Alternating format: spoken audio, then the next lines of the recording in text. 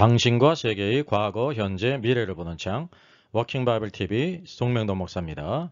워킹 바이블 연구소는 목회자들과 성도들의 필요를 공급하고 세워갑니다. 구독, 좋아요를 누르시면 새 영상을 쉽게 볼 수 있고 모두 무료임을 알려드립니다. 데이비드 차 선교사 스캔들의 진단과 처방입니다.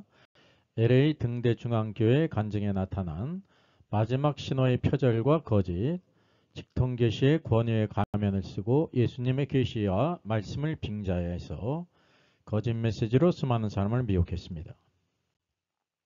레인보우 리턴즈의 염만서 원장께서요, 긴급 상황하면서 데이비차 선교사를 위해 기도해달라고 올렸습니다. 유럽에서 여성과 키스하는 그런 장면이죠. 온천에서 수영복 차림으로 같이 있는 사진입니다. 차 선교사는 그의 입장문에서 이와 같이 해명했습니다. 이 모든 것이 리명령이 상황을 연출한 것이라고 하는 사실입니다. 그리고 실제 입맞춤은 하지 않았다고 해명했습니다. 이 여성이 신고 있는 신발이 에르메스 운동화인데요. 약 190만 원입니다. 차 선교사도 동일한 커플 운동화를 신고 있었습니다. 여기 차 선교사가 모 여성을 얹고 있는 사진이죠. 또 이렇게 허리를 안고 찍고 있는 사진입니다. 이와 같이 목욕가울 타월을 입고 맥주잔으로 보이는 잔을 앞에 놓고 사진을 찍었습니다. 아테네 신전 앞에서 이렇게 사진을 찍었습니다. 모두 다 동일한 여성입니다. 뿐만 아니라 하와이의 대저택 약 50억 원에 구입을 했습니다. 약 14,000평에 이른다고 합니다. 그는 설교 중에 이제 대장암 초기로서 사임 후 가족은 한국에 두고 혼자 하와이에 갈 것이라고 말했는데 바로 그 장소입니다.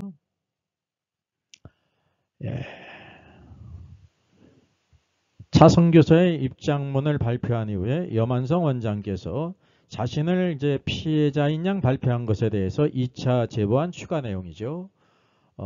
여기에는 바로 여기 부티크 모나코라고 하는 오피스텔이 있는데요. 여기 4번에 있는 것처럼 시가가 약 32억 원에 이르는 그런 오피스텔입니다. 여기 등기부 등본에도 이와 같이 차형규 이름으로 등기된 것이 확인됐습니다. 그러니까 이 강남의 고가 오피스텔이 약 35억대 오피스텔이고요. 자택은 용인에 있습니다. 그래서 이 공공여성과 거주한 것으로 보인다고 했는데 차 선교사는 회계문에서 동거서를 부인했어요. 그건 구독자들이 각자 판단할 몫입니다. 그리고 이 집에 있었던 가구를 비롯해서 3억 원대 오디오가 있는데 하와이 대저택으로 이렇게 이제 이송했다고 합니다. 그것도 다른 물건에 섞이지 않게 단독 컨테이너에 이송했다고 그래요. 이런 모든 정황들이 많은 의혹을 불러일으키고 있습니다. 여기 빙산이 있습니다. 빙산은 비저블한 부분, 보이는 부분이 있죠. 그 세상 모든 사람들 누구나 다 아는 부분입니다. 그리고 빙산은 보이지 않는 부분, 인비저블한 부분이 있습니다. 그래서 이 차 선교사의 스캔들을 통해서 드러난 모든 그 열매, 결과들은 세상 사람도 다 알 수 있는 것입니다. 윤리적인 부적절한 문제라든지 횡령 의혹이라든지 주식 투자라고 하든지 마지막 때에 주식을 다 팔라고 설교하던 그 자신이 정작 주식을 약 10억 원 넘는 주식을 투자를 했단 말이죠. 그리고 50억 원대 하와이의 대저택을 구입했고요. 30억 원대 강남 오피스텔을 갖고 있습니다. 더욱더 중요한 것은 마지막으로 2시간 6분 동안 눈물의 사과와 회개를 했어요. 심지어 성선하라 TV의 송은건 목사는 길선조 목사에 비유하면서 과찬을 했습니다. 아주 훌륭한 회개다. 그런데 이것이 허위라는 게 드러났죠.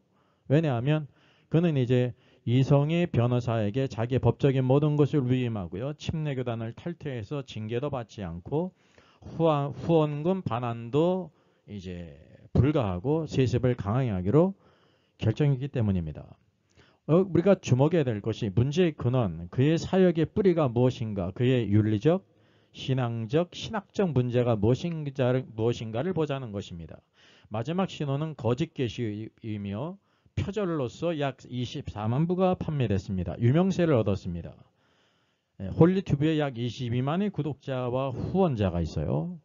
그런데 이제 LA 등대 중앙교회의 간증에 나타난 바로 예수님의 직통 계시는 어떤 의미일까요? 이것이 바로 거짓이라는 사실이죠.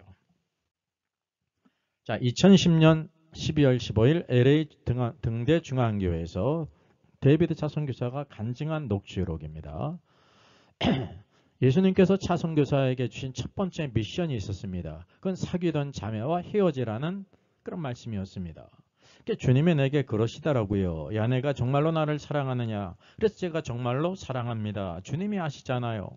그럼 내가 교제하는 자매가 있지 않느냐? 그와 헤어질 수 있느냐? 눈앞이 캄캄했다고 그래요. 군대에 있고 그의 가정이 어려웠을 때 그의 어머니를 위로해주고 또 동생을 공부시켜줬고 그리고 군대에 있는 자신에게 매일 편지를 썼는데 600통 넘는 편지를 썼다는 거예요. 얼마나 각별하겠습니까? 근데 그는 주님의 말씀대로 순종해서 자매에게 헤어지자고 하니까 자매가 고마워하면서 헤어지게 됐다는 거예요. 그래서 첫 번째 시험을 통과했다는 뜻입니다. 두 번째 미션이 있었습니다. 주님께서 과외를 하지 말고 전단지를 돌리라는 그런 직통계시가 있었다는 것입니다. 집이 어려워서 과외를 해야 됐는데 근데 주님께서 그것을 못하게 하셨다는 것입니다. 대신 전단지를 돌리라고 그러시더라는 것입니다. 그것도 신문에 들어가는 광고지를 뿌리라는 것입니다. 이해가 되지 않았다고 그래요. 주님 왜 제가 이것을 해야 합니까? 돈도 안 되고 힘 만드는 것을 왜 합니까? 공부하고 책가방을 꺼놔서 그리고 또 그 돌리는 장소도 지정해 주시는데 과외를 하려고 했던 그 아파트에 하라는 것이었습니다. 결국 그가 그렇게 순종을 해서 두 번째 주님의 시험을 통과했다는 것입니다. 세 번째 미션은 주일날 팥빙수를 갈아서 팔라는 그런 주님의 말씀이 있었다고 합니다. 그가 이제 주님의 음성을 듣는데 그래서 그는 왜 이런 것을 해야 합니까? 그것도 주일날 그것을 하라고 하시는데 왜 주일 성소를 해야 되는데 축도도 받지 못하고 가야 합니까? 너무 갈등이 돼서 그의 어머니에게 엄마에게 말씀하시는 성령 하나님이 맞는지 내가 잘못 듣는 거 아니야 그랬더니 엄마는 계속해서 맞다고 그러는 거예요. 그래서 그가 주일날 팥빙수를 갈아서 팔았다는 것입니다. 그래서 주님의 세 번째 시험을 통과했다고 말했습니다. 네 번째 미션이 있었습니다. 이제 테스트가 다 끝났으니 다니던 직장을 퇴사하라는 주님의 네 번째 미션이 있었다고 합니다. 그래서 주님이 그에게 말씀하시기를 이제 그만 테스트가 다 끝났으니 다니던 직장을 퇴사하라. 이제 회사가 손익분기점에 있고 재미가 붙는데 왜 나와야 합니까? 라는 의문이 생겼다는 거예요. 제가 그때 흰머리가 나고 30대처럼 됐는데 억울하다는 거죠. 주님 자동차는 어떻게 합니까? 당연히 주고 나와야지. 그럼 법인카드는요? 그것도 두고 나와야지. 제가 2년을 계약했기 때문에 지분이 형성되는데 그건 어떻게 하지요? 1년 6개월밖에 되지 않았느냐? 그걸 두고 나와야지. 그러시는 것이었다는 거예요. 그래서 그 모든 것을 다 기도하다가 포기하고 나왔다는 것입니다. 네 번째 미션을 시험을 통과했다는 것입니다. 그뿐만이 아니라 본격적인 주님의 말씀이 있었습니다. 마지막 신호와 주님에게 첫 번째 계시입니다. 하나님이 프리메이슨이란 단어를 머릿속에 넣어 주었다는 것입니다. 그래서 그가 침대에 누워 있는데 하나님께서 프리메이슨이라는 단어를 머릿속에 넣어 주었다는 거예요. 그는 한국에 살았고 미국이 처음인데 프리메이슨이라는 것을 전에 한 번도 들어본 적이 없다는 것입니다. 관심도 없었고 그래서 컴퓨터를 켜보니 소설 같은 이야기가 들어있다는 것입니다. 그래서 하나님 이것을 왜 알아야 합니까? 예수님이 성령님이 왜 없어라고 하시면서 계시록 10장에 있다라고 말씀하시는데 자칭 유대인이라고 하지만 실상은 사단의 회당이라는 말씀을 보여주시면서 걔네들이 바로 프리메이슨이라는 거라는 것입니다. 아, 그래서 그렇구나. 이 땅을 다 유대인들이 잡고 있구나 그랬는데 걔네들 스스로 유대인이라고 하지만 실제는 사단을 경배하는 회당들이라는 것을 알게 됐다는 거죠. 그래서 컴퓨터를 열어서 보고 막 보고 있고 다음날 갔더니 주님의 서점에 가라고 해서 갔다는 것입니다. 여러 권의 책들을 살아보고 해서 보니까 이 모든 사실들을 다 알게 됐다는 것입니다. 봐야 될 책인지 아닌지를 성령의 지시에 따라서 다 알게 됐다는 거죠. 그래서 여러 권 사가지고 책을 쭉 숙독을 했고 며칠 동안 만에 이 세상의 정치, 경제, 사회, 문화가 어떻게 흘러가고 있는지 꿈으로 말씀으로 계시로 깨닫게 해주셨다는 간증입니다. 여러분 어떻게 생각하십니까? 주님의 두 번째 계십니다. 주님이 한 권 책을 써달라고 바로 그에게 부탁을 해서 책을 썼다는 것입니다. 그래서 주님이 그에게 탁 오셔서 야, 내가 생일날 군대에 있을 때 막 울면서 제대하면 은혜 한번 갖는다고 그러지 않았느냐 그러시는 것입니다. 그래서 그가 예 그랬지요 라고 대답했어요. 그래서 주님이 이번 참에 나에게 은혜 한번 갚아라 라고 하시면서 어떻게 갚습니까 라고 할 때 주님이 책 한 권 써달라고 부탁했다는 것입니다. 제가 어떻게 책을 씁니까? 국문학과를 나온 것도 아니고 책 쓰는 훈련도 받는 것도 아닌데 어떻게 책을 씁니까? 라고 했더니 그리고 그러면서 잠들고 일어났는데 고모부가 식사를 하시고 일어나면서 밤새 기도하고 일어났는데 내가 이것을 책으로 써야 될 것 같다. 이런 이야기를 했다고 하는 사실입니다. 그래서 이런 결과를 통해서 그가 이제 책을 쓸 마음을 먹기 시작했는데 그것이 불과 11월 19일에서 11월 말까지 열흘간의 일이었다고 합니다. 그래서 이제 서점에 책에 꽂혀 있는데 화이날 사인이라는 책에 꽂혀 있다는 거예요. 너무 신기해가지고 꿈인데도 꿈인지를 그가 알았다는 것입니다. 그래서 너무 신기해서 야 내가 책을 쓰지도 않았는데 어떻게 책이 서점에 꽂혀 있느냐. 그래가지고 얼른 책을 뽑아가지고 책을 훑어보는데 책을 보다가 꿈이 깰 것 같았다는 것입니다. 그래서 양이 많기 때문에 그래서 목차를 봐야겠다라는 생각을 갖고 내가 책 쓸 때 도움이 되겠구나라고 하면서 꿈속에서 목차를 다 외웠다는 것입니다. 꿈에 본 목차를 외워서 깨자마자 메모지에 그날부터 다 적어놓고 21일 만에 쓴 책이 바로 마지막 신호라는 그의 간증입니다. 사실일까요? 거짓일까요? 그리고 주님이 이와 같이 책 제목을 주셨다는 것입니다. 2009년 12월 1일이 되어서 제가 주님 내가 책을 쓰게 했습니다 라고 기도하는데 화이날 사인이라는 제목을 주님이 주셨다는 것입니다. 주님께 주님 저 책을 쓰겠습니다. 책을 쓰는데 어떻게 쓰는지 아이디어를 주십시오. 저를 도와주십시오. 이 책을 폈는데 아담과 하와 시대부터 나오면 누가 책을 읽겠습니까? 마지막 때에 대해서 정치, 경제, 문화, 사회에 대해서 입체적으로 객관적으로 봄으로 인해서 사람들이 다양한 읽지 않는 사람들, 젊은이들이 보고 들을 수 있는 지혜를 주십시오라고 기도했고 탁 잠이 들었는데 꿈속에서 제가 눈을 딱 떴다는 것입니다. 주님의 네 번째 계십니다. 주님이 책에 사인을 해줬다는 것입니다.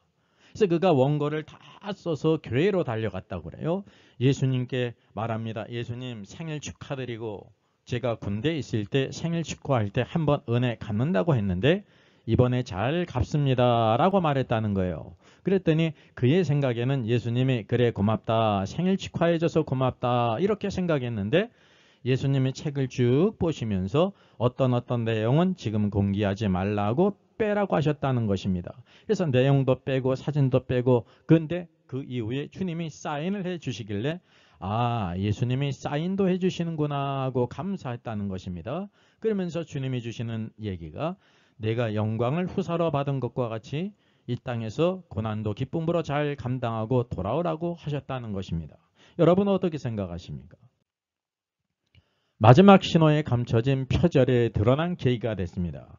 포털 사이트 다음에 빛과 흑암의 역사, 성경연구 프리메이슨, 일루미나티 주제를 쓴 카페예요.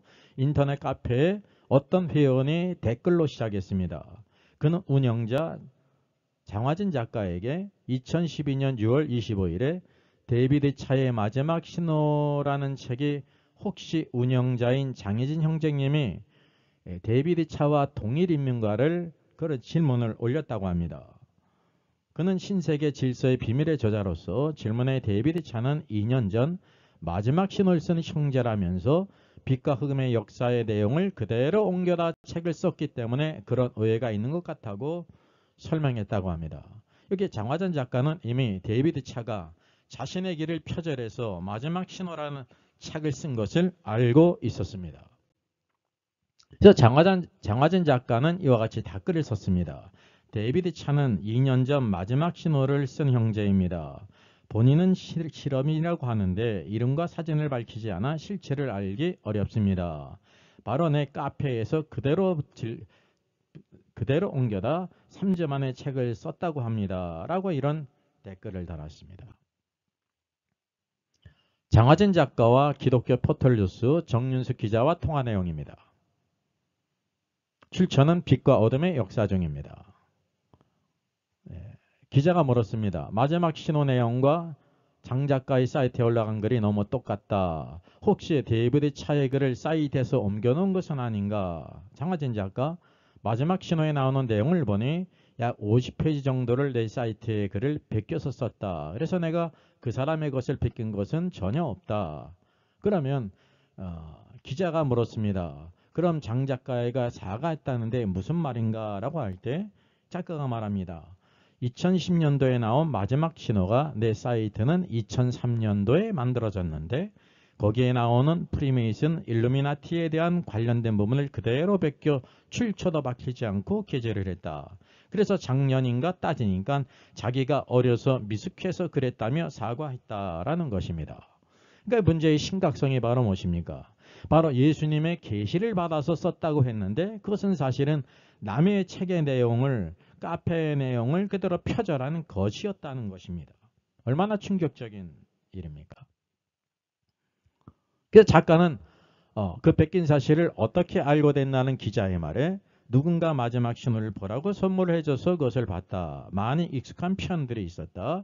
그래서 보니까 요약한 것도 아니고 본문을 그대로 카피를 했더라. 그래서 복사 붙이기 수준으로 이렇게 썼다는 것입니다. 그래서 기자는 도덕적인 문제인데 사과를 한 후 책임 있는 자세를 취했습니까? 라고 할 때 그 다음부터는 출처를 밝히겠다고 했고 그러나 아직 확인은 못했다. 그의 말을 믿고 있을 뿐이다. 라고 말했습니다.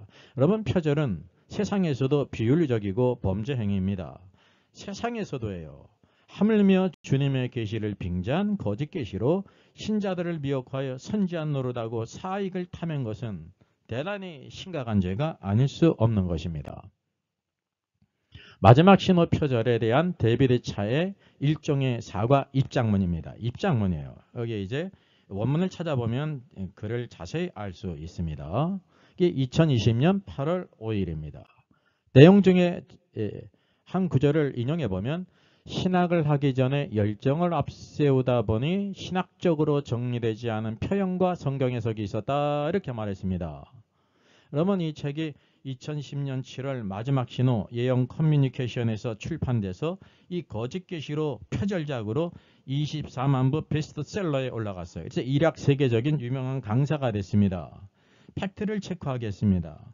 그가 신학을 하기 전이었다라는 것은 사실입니다. 그는 2017년 3월 침례신학대학 목회대학원에 입학했고요. 2020년 2월에 전도사 자격 MDB 자격을 이제 얻었어요. 목사 안수는 아직 받지를 않았습니다. 그리고 둘째, 정리되지 않은 표현과 성경 해석이 있었다라는 것은 거짓입니다. 그는 성경을 해석한 적이 없어요. 여러분, 성경을 잘못해서 가르치는 것도 큰 죄입니다. 근데 그는 예수님의 계시를 보고 들어서 썼음을 그의 권위로 내세워서 수많은 사람들을 미혹했습니다. 유명세를 얻었습니다. 수많은 후원금을 얻었습니다. 그래서 가장 중요한 부분에 대한 사과와 회개가 없었습니다. 이것은 사람 앞에서도 하나님 앞에서도 참된 회개를 한 것이 아닌 것으로 보입니다. 자, 연더블럽은 주요 사건입니다. 여러분 2010년 7월에 마지막 신호를 출판해서 24만 부 베스트셀러였어요. 그 이전 23년에 나온카페 장희진 작가가 빛과 어둠의 세계에 바로 있는 글들이 먼저 선제된 것입니다. 그것을 표절한 것입니다. 그리고 2013년 7월 이제 원저자의 항의에 개인적으로만 표절을 사과했습니다. 이거 앞의 내용이었죠. 그리고 7년 동안 어떤 일이 있었습니까? 7년 후에 2020년 8월 마지막 신호 표절에 대한 시인 및 공개 입장문이에요. 예, 그 타이틀도 사과문이 아니라 입장문이었습니다. 그럼 이것은 어떤 의미냐면 표절에 대한 어떤 조치도 하지 않았고요. 지속적으로 신자들을 기만하고 속였다는 것입니다. 이것이 비윤리적이고 비양심적이고 비신앙적이고 이단 사교적인 행태가 아니고 무엇이겠습니까? 그리고 2024년 5월 데이비드 차 선교사의 불견 소식, 주식과 횡령 의혹과 50억 하회의 저택이 이제 염한석 원장에 의해서 제보에 이제 알려지게 됐습니다. 그래서 2024년 5월 염한석 원장이 이것을 제보하게 될 때 바로 차 선교사가 입장문을 발표했어요. 그런 이후에 염 원장이 2차 또 제보를 했습니다. 강남에 30억 이제 오피스텔이 있어요. 뿐만 아니라 이제 거기에 있는 호와 가구와 함께 오디오가 3억짜리가 있는데 그 모든 물건들을 다 하와이로 보냈다라는 것이 나온 이후에 차 선교사가 회개문 2시간 6분짜리 회개문 사감을 눈물을 흘리며 회개한 것이라는 사실입니다. 그의 회개가 어떤 것입니까? 여러분 여기 보게 되면 수많은 열매들이 있습니다. 열매는 행위로서 볼 수 있는 것입니다.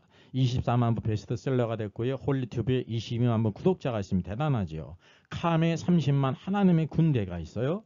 북한 선교와 남북 통일을 내세웠습니다.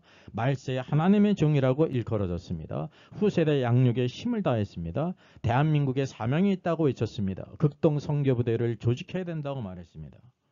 근데 결국 그의 열매는 드러난 열매는 불륜과 횡령 의혹과 주식 투자와 하와이 50억 자택과 강남 30억 오피스텔이에요. 오디오가 3억짜리예요. 예? 이 열매는 어떤 열매냐면 썩은 열매라는 것이 드러났다는 사실이죠. 우리가 주목해야 될 것이 있습니다. 그의 뿌리가 무엇이냐? 바로 그의 뿌리는 바로 뱀입니다. 마귀라는 사실이죠. 여러분 마귀는 거짓의 압입니다. 왜냐하면 그의 모든 것은 참된 계시가 아니라 거짓 계시였습니다. 하나님의 성경 말씀을 대적하는 거짓 계시였다고 하는 사실이죠. 여러분 마귀를 거짓의 압이라고 부릅니다. 모든 거짓말을 할 때 바로 마귀의 것으로 말한다고 성경은 말씀하고 있습니다. 이 모든 것이 비윤리적이고 비신앙적이고 비양심적이고 불법적이죠. 여러분 예수님의 계시를 사칭했어요. 얼마나 큰 죄입니까? 스스로 권위를 세웠습니다. 교만 중에 교만입니다. 자기를 사랑하고 돈을 사랑합니다. 그가 후원금을 반환하겠다고 했는데 그것을 하지 않겠다고 선언을 했습니다. 변호사를 통해서. 그는 하나님을 사랑하는 사람이 아니라 쾌락을 사랑하는 사람이라는 증거입니다. 이 모든 것이 디모데후서 3장에 나오는 말씀을 따라 우리가 이제 일반적으로도 일반은 청원 안에서도 분별할 수 있고 특별 계시인 하나님의 말씀으로도 분별할 수가 있습니다. 여러분 여기에 나오는 펄시 콜레에 있죠. 내가 본 천국 얼마나 센세이션을 일으켰습니까? 이장님 목사의 90년 휴거설 다가올 미래를 대비하라. 모두 다 거짓으로 판명됐습니다. 여기 데이비드 차 여러분 더 파이널 사인 마지막 신호 결국 거짓 계시예요. 표절로 판명됐다니까요. 그 여기에 있는 것처럼 서사람 목사는 지옥 천국 간증자로 유명하지 않습니까? 수많은 천국과 지옥을 가서 본 것을 썼다고 말하는데 간단히 말하면 아담과 하와가 칼빈이 지옥에 있다는 것을 봤다는 거예요. 그리고 그 천국에 갔는데 크리네스 티슈가 있다는 거예요. 그리고 요셉의 동상이 있다고 말합니다. 여러분 성경 10계명은 우상을 만들지도 말고 섬기도 말라고 하는데 천국에 요셉의 동상이 있다고 말합니다. 여러분 이 모든 것에 공통점이 있지 않습니까? 바로 뭐냐면 성경을 대적하는 모든 직통계시자라는 것입니다. 여러분 직통계시는 모두 거짓입니다.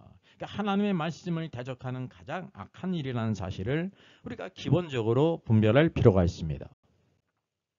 여러분 여기 성경은 오늘도 성령의 감동으로 기록된 하나님의 말씀이에요. 더할 수도 없고 뺄 수도 없는 완전한 계시의 말씀이란 말입니다. 근데 그에 반해서 수많은 계시를 받았다고 하는 거, 환상을 봤다, 꿈으로 봤다고 하는 그런 거짓된 계시들이 있는데 여기 마지막 신호도 마찬가지입니다. 예? 거짓 계시, 이건 표절로 판명이 됐기 때문에 거짓 계시가 확실하다 말이죠. 우리는 분명히 기억해야 되는 것은 어떤 계시나 꿈이나 하나님의 말씀 성경을 대적하는 거예요. 하나님을 대적하는 것이고요. 이게 바로 마귀의 하수인입니다. 그리고 신자를 미혹시키고 타락시킨다고 하는 사실이죠. 얼마나 많은 사람들을 실족해 하겠습니까? 그리고 세상의 조롱거리가 되어서 전도의 문을 막는다는 것입니다. 주님의 영광을 가린다는 거죠. 여러분, 이것은 세상에서도 사기, 범죄, 형사범에 걸린다는 것을 기억할 필요가 있습니다. 그래서 우리가 분명히 기억할 것은 데이비드 차든지 누구든지, 심지어 하늘에서 온 천사라도 아무리 아름다운 사람일지라도 꿈으로 환상으로 봤다, 죄의 음성을 들었다 그러면서 성경의 말씀을 대적하는 것은 모두 다 거짓이라는 것입니다. 오늘도 올바른 성경관을 갖고 잘못된 메시지에 미혹되지 아니하고 오직 우리가 바른 신앙, 오늘도 하나님만을 섬기고 참으로 주님만 사랑하는 우리들이 될 점이 있습니다. 저의 저서를 소개해드리겠습니다. 계시록과 다니엘서의 전반적인 조망을 다룬 때를 알라 주님이 오신다가 있고요. 또 구원 탈락인가 거짓 신자인가가 있습니다. 워킹 바이블 정기 세미나 매월 첫 주일에 있습니다. 다음 달은 5월 5일에 있습니다. 신청자 같이 참석할 수 있습니다. 그리고 여성 안수 찬반 논쟁에 대한 성경적인 제시뿐만 아니라 요한계시록 인사이더와 함께 이렇게 세트로 특별히 판매를 하고 있습니다. 원하시는 분들은 좋은 기회가 될 것입니다.